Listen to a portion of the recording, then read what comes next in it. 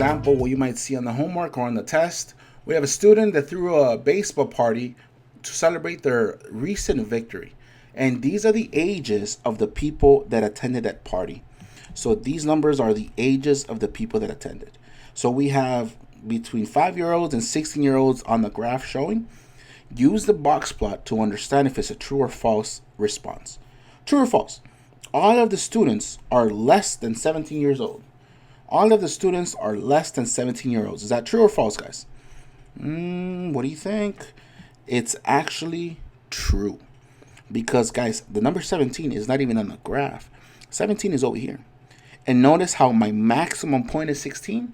So there is no way that there could be a 17-year-old. So good job if you got it right. Number 2, at least 75% are 10 years or older. 10 years or older. Is that true or false? That's going to be true.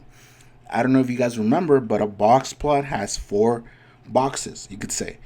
There's quartile number 1, first quartile, second quartile, third quartile, and the fourth quartile. And if you guys have seen other videos or the notes, you're going to remember that each one has 25%, 25%, 25%, and 25%. So if they're saying at least 75% are 10 or older, where's 10? 10 is right here. 10 and older. Well, what's 25 plus 25 plus 25? That's 75%. So good job if you got it. Next one. There is only one 7-year-old. Well, a lot of people would say, hey, that's true. Because my 7's right here. Here's my point. We're good to go. It's true. The fact is, you actually have not enough information. Let me tell you why.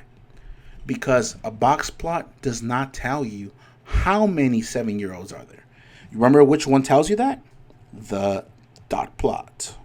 So if you have the 7 here, if you had a dot plot, you could know how many 7-year-olds are there.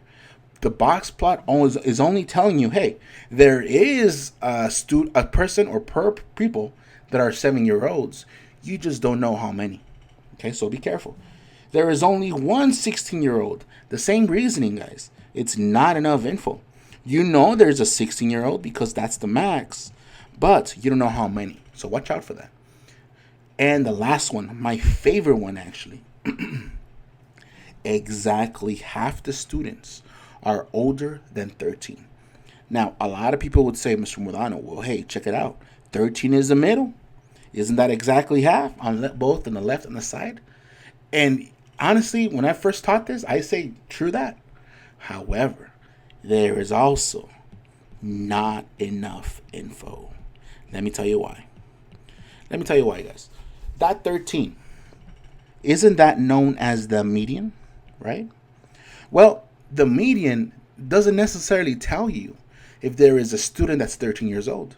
Let me show you with an example. So let's say, just for the sake of the example, let's say we have an 11-year-old, a 12-year-old, a 13-year-old, a 14-year-old, and a 15-year-old.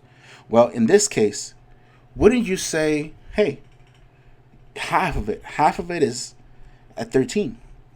So if you say someone is 13 years or older, that's not exactly half, is it? That's 3 of the 5 kids. But now, if you had the party, 11, 12, 12, 14, 15, and 16. Well, where's the middle? The middle is actually right here, isn't it? And who are older than 13? Exactly half. So we don't know which scenario number 1 or scenario number 2. We don't know which one applies to this party. So that's why we're not saying it's wrong. We're just saying there's not enough info. Because there's a scenario where it's false, and there's a scenario where it's true. So be very careful with data, guys. Gathering data is such a tedious task because you have to be careful with all aspects of it. So that's the lesson for today. Come by for tutoring if you have any questions, and check out the next lesson.